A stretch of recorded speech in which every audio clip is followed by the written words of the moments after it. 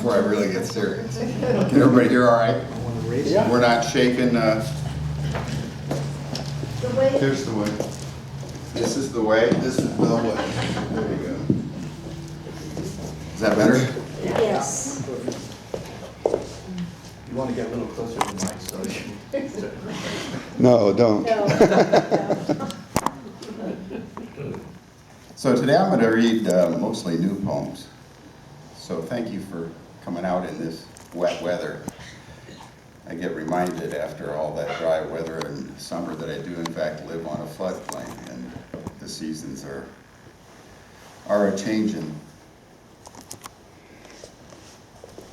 The title of this poem is The Straits. You wonder how to fill an empty cup in a crowded loft. There are no shoes to administer your feet, no desert exile or burning bush preparing to speak. The painter's skids and drips mark no code for the Buddha growing his cape of moss. Your loss will not be clothed, a cup full of shadows.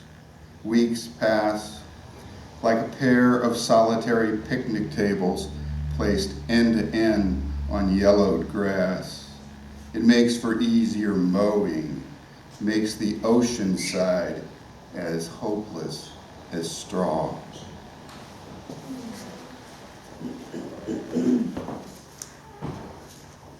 If you paid attention to the news at all, you know that we've just had the warmest year on record, 7 of the warmest months ever recorded.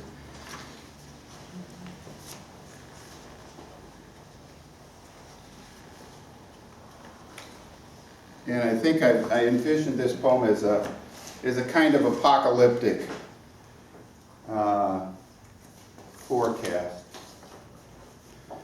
It's called Western Summer. Oh, and the only word you might not know is resistol, which is it's a hat, a cowboy wide brim hat. Western Summer. After the sweaty resistol is tossed into confetti, after the detour around protesters, you, Super Duty driver, remember your mission, recalling your polio aunt's rabid applause from her small balcony, the suicide sky to the west. With morning comes the crackle of wildfire, the bits of trees raining from daylight like dark confetti, the whole cosmos of perching birds and mule deer aflame. No relief, no means to satiate the maw of consumption except to swear off all means, to be consumed like a foreign accent, a pandemic, as smoke begins signaling this is your nativity, the front range of your last pass through the neighborhood, last clap.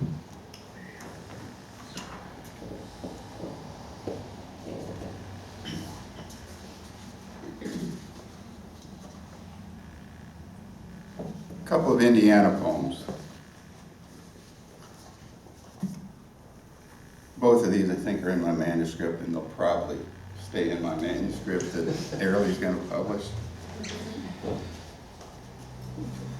This was the state park beach where my 2 brothers and I learned to swim. That's not all we learned, though. It's called Above the Chain of Lake State Beach. A doll burned hairless, except for the cowlick behind the right ear. Skeleton of the blackened wall tent. The offending electric skillet gleams above char like a guillotine. Hisses of steam, restless fire hoses. The summer day loses color behind a clump of locust trees, and kids who'd come to learn the crawl, the backstroke, or just to cool off, huddle, clutching sticky ice cream wrappers, while parents look to each other through the sniping dark, wondering who will buy scissors and dresses and fresh Crayolas for the concessionaire's kids. Who will replace a banana seat bike when this torpid week of August has burned into total loss? Labor Day, September, sidling back to school. How unctuous these weird feet gathered in flip-flops.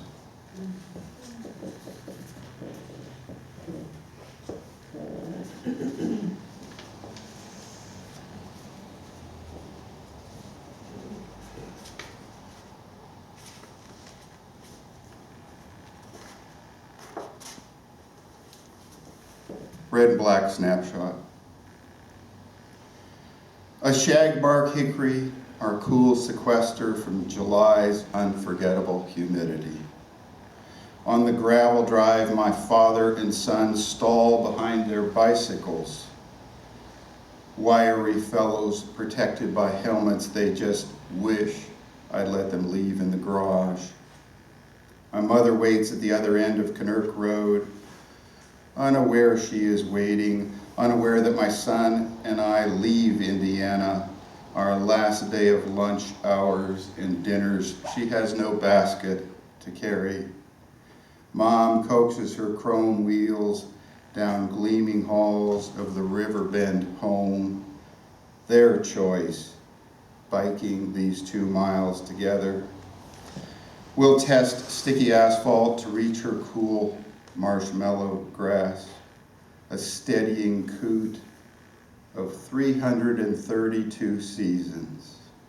Zach zipping like a songbird, me piloting one dawdling minivan.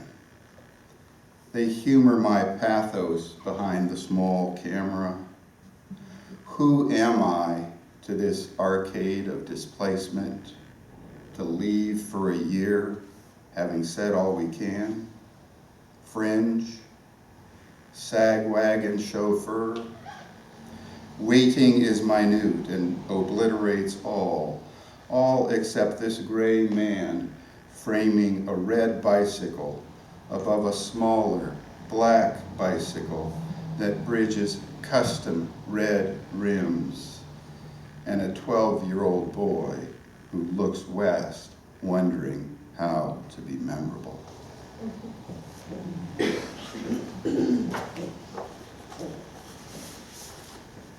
My mom had dementia for about the last 10 years of her life. So the frustrating thing for 11-year-old boys to go there and go to lunch and dinner at the nursing home and not even have her know that you'd been there earlier the same day. This is a throwback, something that happened right out of high school. I headed out after high school and came west. And there are certain events that sort of catch up with you and yank you back whether you want them to or not. And this was that kind of tragedy. The poem was called No Exhalation.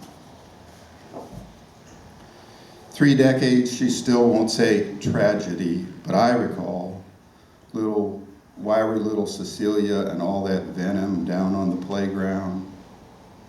The roof is flat, speckled pigeon with scars and scrapes of the arrogant boys.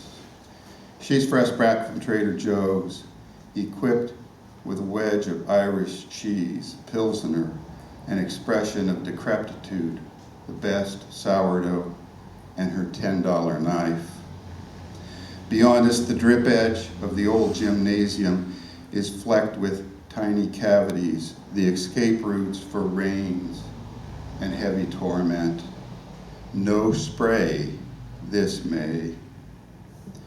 What was the sound of his pals' descents? His mouth, that halo of blonde, soft curls, unraveling terror in an empty sky. Fatal dive. No Merlin preys on the wing snaps of ghosts. The midday sun bothers starlings down on the clover with maneuvers of tulips and bees. Cecilia carves the white cheddar. I tear chunks of stinking bread. Chains that held our swings were switched long ago for safety links in rigid fiberglass sleeves. His letter jacket stayed in a hall closet, waiting for the arms to crumble. No one names the steps to repack a parachute. In a fluster, she shows me the maps her father drew of the sewers and manholes, the ladders leading down to the burial of wings.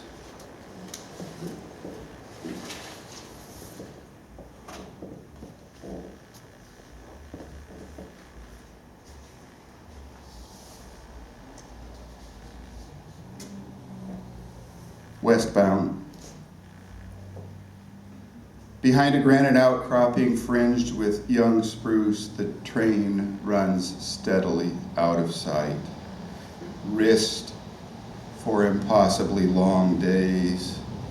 A bracelet of damaged beads showcased in glare. I want to lay my cheek against the track while it hums, praising these contoured fields of sappy winter wheat, the lilacs and mock orange, the freight buffeted since yesterday.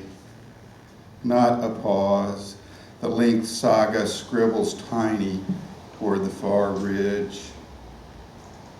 I make my chest a scrapbook for the stranded pickups and washing machines, for these jacked convertibles that sacrificed spinner wheels for Pampers, birthday parties, and heating oil. I yield to tar-papered back porches and the exposed wafer board of unfinished rooms. The horizon rallies gravestones under gauze. I pledge my afternoon to a drift of perfume from centenary cottonwoods. I trudge under a hymn of loose sky.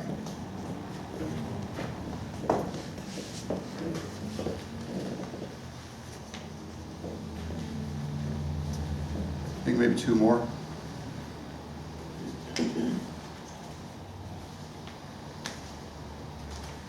You have Do lots of, something daring. you have lots of time, so read as many as you want. Yeah. Am I reading too fast? You're about 13 minutes in. So. Okay. Well, here's a quickie. Every now and then you should just do something that's absolutely fresh. And this was, we were down in Action watching some plays, and for whatever reason I didn't sleep very well earlier in the week. So this one came out of not sleeping well. It's called Fugue. Does everybody know what a gooey duck is? It's an indication of whether or not you live indoors or outdoors. It's a I big think. clam, big long It's a neck. massive clam with Massive a long clam, with a neck. really massive neck, right. Yeah. With, yes. Not vaguely, pretty phallic looking. Yes. Yeah, is that fair to say? But it's a delicacy in China and Japan, for which they'll pay thousands of dollars. Fugue. All night short, a gooey duck diver harvests illicit, retracting schlong necks with calcium-rich shells as large as saucers from vast submerged mud flats, pillaging dark, isolated coves of my life.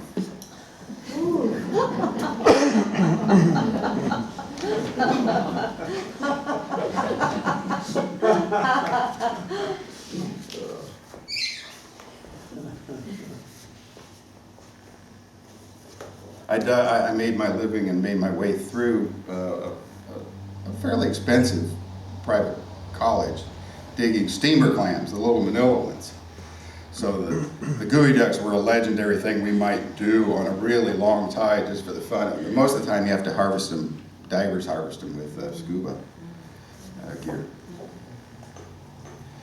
Foreplay, this is based on an event that happened in the last 3-4 months. Foreplay. Brood on the uselessness of old timers, our tattered credos, a scowl that will start the rennet working. 3 Russian girls get jailed for twerking on the grounds of a Soviet war memorial. Prophecy by the young and profane. How many wild oats would you sow, hugging a Cyrillic plaque? This is what men fight for, young women with limber gazes, lusting for alien rhythms, their instinctive larceny, a relief from monstrous carnage, devastations not assuaged by military bronze. Men fight for honor and grapey hunger. This reaching out, reefer madness, the right to vote, a Thunderbird convertible, the turquoise frangipani tattoo. Sanction is sown badly on fatherlands. Hostile jaws and grasping treasuries, these are obscene, not kids just juking in gaps of daylight. Do the twist.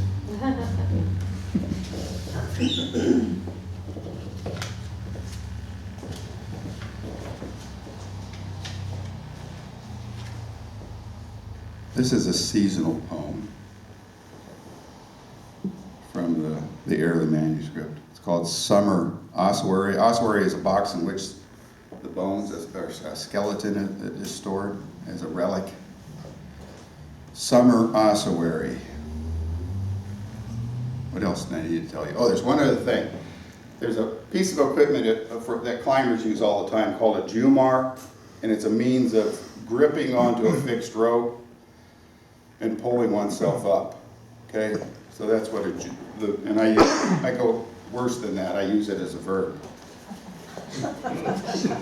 But it's a means, an artificial means of ascension, of ascending. Summer Ossuary. When greens weep chrome yellow, you crane at far ridges, hungry as a bull elk for frost, for cadences of rain. Squirrels hanker to hoard half-ripe nuts in these tensile sunbursts of autumn. No scudding runs of Chinook before storms. Dreamers extol aluminum July, lost radiant Dreamers extol aluminum July, lost radiant foil of summer. Smooth tanned limbs, every dancing pendulum of breast will be insulated soon in fleece. Frugal glances at lovers' elbows, backs, and inner calves harbor no late season flourish.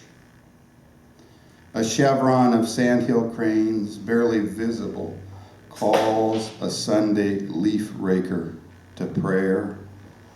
Across evening, coyotes holler, yip, trill, gather over a limp hair and indulge.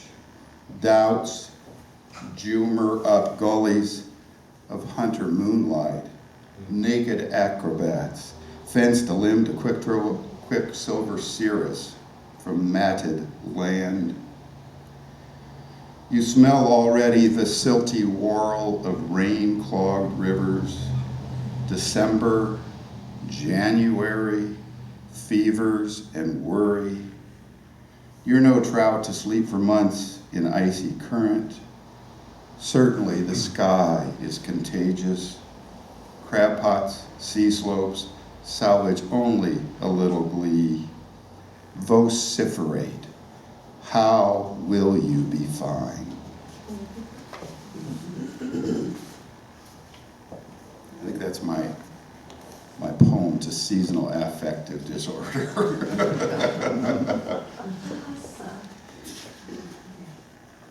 Two quick ones.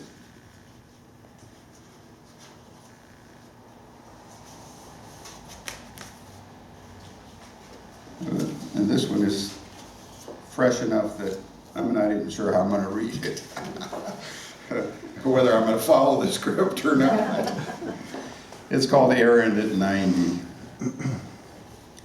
Morning breaks its yoke. Morning breaks its yoke over the grass and staked ground.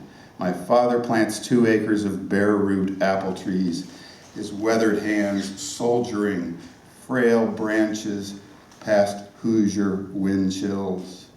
A ballet class of forlorn girls, more femur than finesse. He conditions each veil of roots, anchors thin silhouettes with the tenderness of a hairdresser, loosens the spigot on his roving water.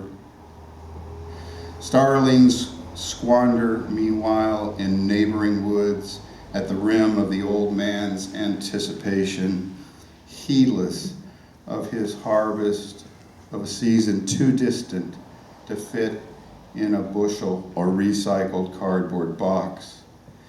He looks back at his album of saplings while starlings scheme to hip shiver better birds' eggs.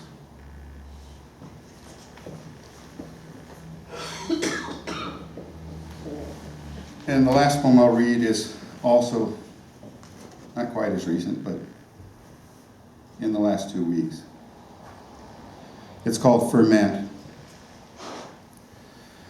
On the darkest autumn morning, I must hope, pressing through afternoons of intermittence, come and go miss, the occasional trucks jake breaking, a dog wearing his coat down to a sad meander. Beyond my small river, cholera, hunger, polio grab at children on both sides of a faraway skirmish. Paralysis, pox, not peace. A lanyard of dust, 2 million faces long. I should become their purse of cool, clean water, a shoulder bag of fresh baguettes, turning scripture and grievances into the carbonic must it was meant to be. Hire a road crew of apostrophes so that anybody can have all they need and some left over to ferment into new light. Thank you.